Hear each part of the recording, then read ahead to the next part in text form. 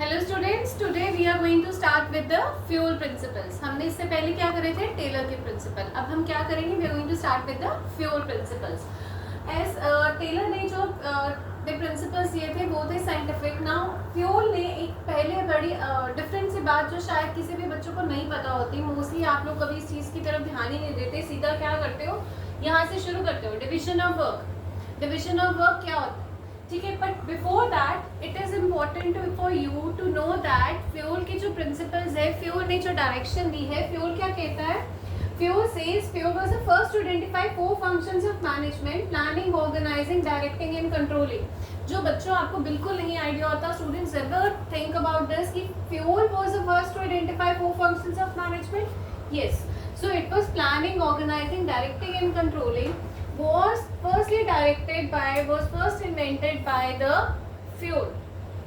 Now when we talk about fuel here, fuel अब क्या बताता है कि fuel ने एक्टिविटीज दी है इंडस्ट्रियल अंडरटेकिंग की, जिसने डिवाइड करा है technical, financial, security, accounting and managerial को। He also suggested the qualities a manager must possess. वो कहता है कि फ्यूल सेज दैट 4 चीजें, 4 फंक्शंस तो मैंने आइडेंटिफाई कर दिए। इसके अलावा फ्यूल क्या एक्सप्लेन करता है कि एक मैनेजर के अंदर क्या होना चाहिए। A manager should have physical, moral, education, knowledge and experience. वो सेज अब देखो कोई नया सा वर्क शुरू कर रहा है, तो if you are starting a new work, it doesn't means कि आपको एकदम से एक्सपीरियंस हो गया। आपको कभी तो फर्स्ट बिगिनिंग करनी पड़ेगी। सो जब भी आप फर्स्ट बिगिनिंग भी करते हो तो भी आपको आपके अंदर ये क्वालिटी जरूर होनी चाहिए: फिजिकल, मॉरल एंड एजुकेशन। तो these 3 things are also important. तो फ्यूल, जब भी हम फ्यूल प्रिंसिपल्स पढ़ते हैं तो ये बेसिक चीज हमें पता होनी चाहिए। ठीक है, when you are clear with this basics, now we can start with this first principle that is known as a division of work. So what is division of work? क्या होता है डिविजन ऑफ वर्क? सिंपल तरीके में या simple way से हम सोचते हैं तो division of work is dividing the work into a simple task. हमने ऑर्गेनाइजेशन में काम को बांट देना है और काम को सिंपल करके बांटना है, so that everybody is able to understand कि हम कौन सा काम कर रहे हैं।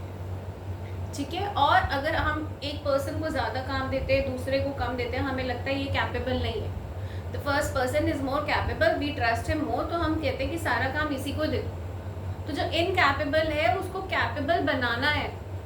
You can't say like this person is not capable, he will not do the task, छोड़ दो इसको। No, if you are having in an organization, people working in an organization, आपके पास एक्टिव लोग भी होंगे, आपके पास पैसिव लोग भी होंगे। एक शिप को चलाने के लिए एक्टिव लोग भी होते हैं, पैसिव भी होते हैं, लेकिन जो पैसिव हैं उनसे भी हमें काम लेना है, तो वो पैसिव को हमें एक्टिव बनाना पड़ेगा।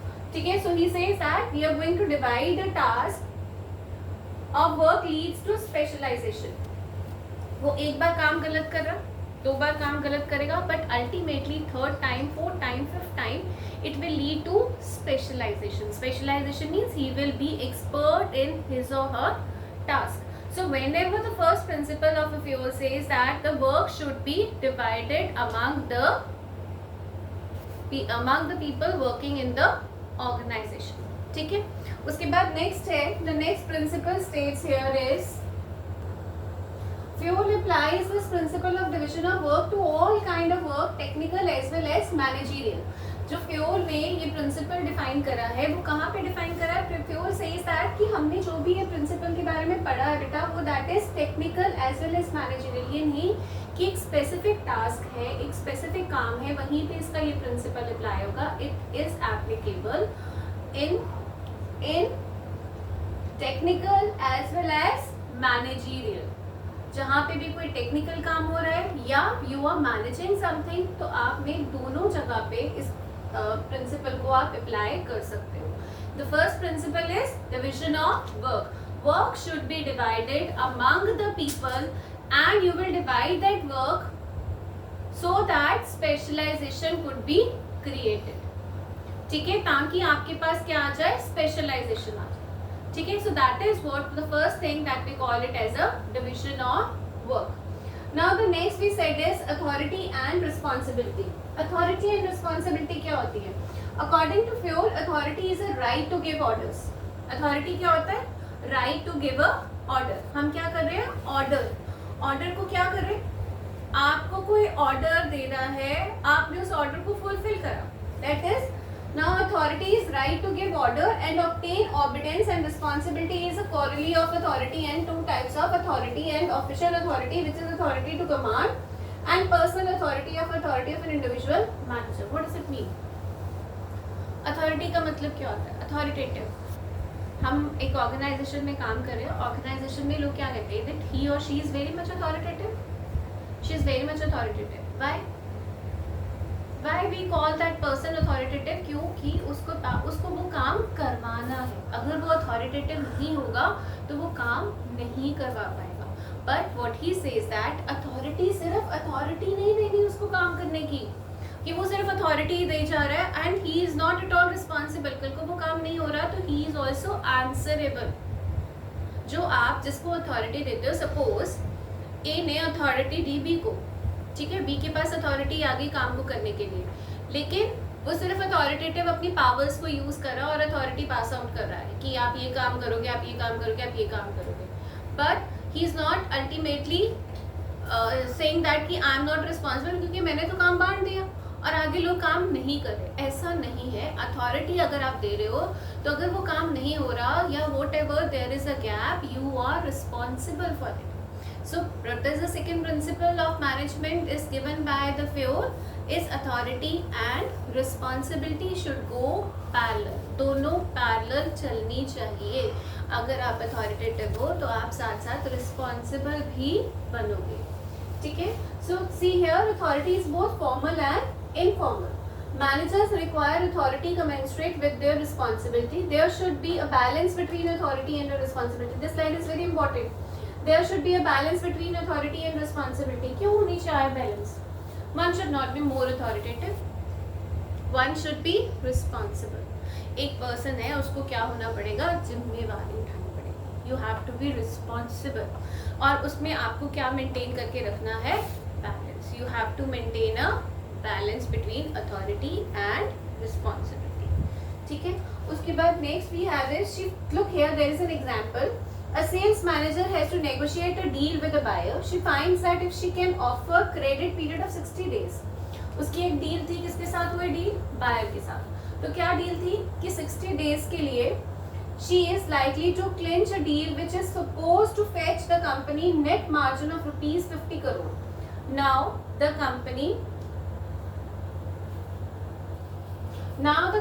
gives power to the manager to offer a credit period of only 40 days. This shows that there is an imbalance of authority and responsibility. कैसे हो गया imbalance? अब क्या हुआ था? पावर देनी थी मैनेजर को क्रेडिट पीरियड देने के लिए 40 डेज की. उसने क्या किया था? ज्यादा डेज की देती थी. तो there is an imbalance in authority and responsibility. In this case, manager should be granted authority of a credit period of 60 days in the interest of a company. So what he have to do? He have to give a credit days of 60 days. Why? In this example, what is this stating? That the manager should not give a power to offer a credit period of say 100 days because it is not required. It is not required. इसको ज़रूरत नहीं थी. You don't require it. So what is there? So that is why we say that authority और responsibility parallel चलनी चाहिए. आपका attitude careless नहीं होना चाहिए. अगर आपका attitude careless होता है तो आप काम उसके according नहीं कर सकते. Now we talk about the third principle, discipline. Discipline is very much important. कोई भी काम, कोई भी चीज़ आप अपनी लाइफ में बिना डिसिप्लिन के नहीं कर सकते. आप लोग कहते हो कि कल का मेरा टाइम टेबल ये है, मैंने ऐसे पढ़ाई करनी है, ठीक है. यू सेज कि मैं ऐसे पढ़ूंगी या मैं ऐसे पढ़ूंगा. This is my time table today task. ये मेरा टू डे टास्क है, ठीक है. तो आप टू डे टास्क के अकॉर्डिंग क्या कर रहे हो? टू डे टास्क के अकॉर्डिंग तो आप पढ़ ही नहीं रहे. 4 दिन पढ़े, 5वें दिन आप कुछ और करना शुरू हो गए. ये रूटीन बॉडी बेकार सी, I need to maintain this time table. ये टाइम टेबल अच्छा नहीं है, ये टाइम टेबल बेकार है. सो आपने क्या किया? यू स्टार्टेड थिंकिंग कि मैं न्यू टाइम टेबल प्रिपेयर करूँगी. तो न्यू टाइम टेबल तो आपने प्रिपेयर करने के लिए सोच लिया, लेकिन what about discipline? New time table आपने प्रिपेयर किया अपने कंफर्ट लेवल के हिसाब से. जब तक अपनी लाइफ में डिसिप्लिन नहीं लेके आते हो तो तुम कुछ भी अचीव नहीं कर सकते. नॉट ओनली दिस, फ्यूल कहता है according to Fayol discipline requires good superiors at all levels. जब तक आपका सुपीरियर डिसिप्लिन में नहीं होगा तब तक आपके जो नीचे वाले लोग हैं जो आपके अंडर काम करते हैं वो भी डिसिप्लिन को फॉलो नहीं करेंगे. सो अगर मॉर्निंग में रीचिंग टाइम इज़ 9 और 9:30 टू एन ऑफिस, तो your boss should be in the cabin at dot 9:30. अगर 9:30 बजे का टाइम है ऑफिस पहुंचने का तो जो आपका बॉस है उसको 9:30 पे वहाँ होना चाहिए. तो इफ ही इज देयर, सारी की सारी टीम क्या होगी, टाइम पे. If the boss is not coming at 9:30, what will happen? Others will also say कि ठीक है बाबूजी तो आए नहीं, हम भी नहीं जाते. So what is important? Important is that discipline should be there in the superiors. ठीक है. So next we go ahead. Prejudice towards one another. What do you mean by this line without any prejudice? इससे पहले एक और line है, पहले हम नीचे देखेंगे. So we have already taken one example of a discipline. हमने एक एग्जाम्पल ली कि अगर आपका टाइम टेबल सही नहीं है तो आप उसको अमेंडमेंट्स में डालते हो, but what happens.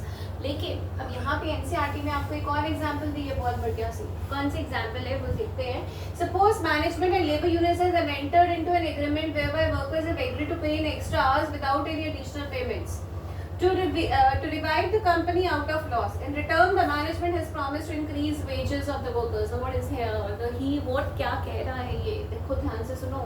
Suppose management और labor union company एक loss में जा रही है, ठीक है. एक कंपनी जो है वो क्या कहाँ जा रही है, losses में. Now what happens over here? If the company is going into losses, worker और manager ने मिलके एक डील करी. वो डील क्या करी? वो डील ये करी कि वर्कर्स कहते हैं कि हम एक्स्ट्रा काम करेंगे, आप हमें सैलरी मत देना बिकॉज हमें पता है कि कंपनी ऑलरेडी लॉसेस में है. बट मैनेजर ने भी साथ में प्रॉमिस कर दिया कि अगर तो हमें कंपनी को इस लॉसेस से बाहर निकाल पाए तो हम आपके वेजेस, आपकी सैलरीज क्या करेंगे, बढ़ा देंगे. Now what is the discipline says? Discipline क्या कहता है? वेजेस, लोगों ने काम किया, लोगों ने काम किया, लेकिन इन रिटर्न कंपनी क्या हुई, लॉस से बाहर आ गई. जब कंपनी लॉस से बाहर आ गई तो I read this line for you, that is without any prejudice towards one another. हमने ये लाइन तब पहले भी मैं आपको पढ़ के बताई थी. Without any prejudice towards one another means that दोनों की कमिटमेंट बराबर होनी चाहिए. तो there should be a discipline. Discipline means दोनों की जो कमिटमेंट है वो क्या है, दैट अगर हमने कंपनी को लॉस से बाहर निकाल दिया तो वर्कर्स को भी ज़्यादा वेजेस मिलेंगे. तो अब जल्दी से तीनों के इनकैप्सुलेशन में जाते हैं. We have done the 3 principles today. कौन कौन से करे हैं हमने? द फर्स्ट वन, डिसिप्लिन से पहले हमने क्या किया था? सबसे फर्स्ट वाला प्रिंसिपल कौन सा है? जल्दी से कमेंट बॉक्स में बताओ.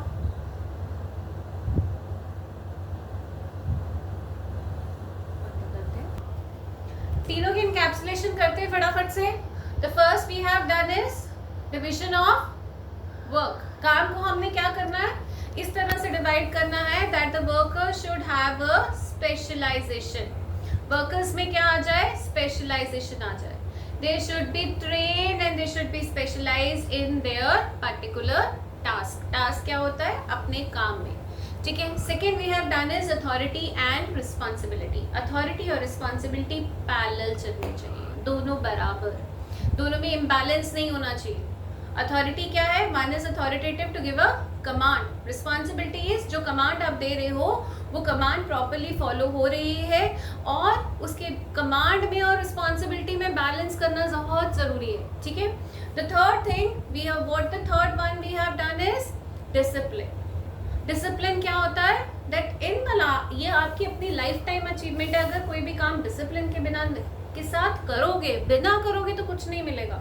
If you will be in a discipline you will get everything in your life. So here discipline, यहाँ पे फ्यूल ने किस कमिटमेंट में बोला है कि डिसिप्लिन, हमने एक एग्जाम्पल लिया है जिसमें उसने क्या बोला है, that there should be a favour.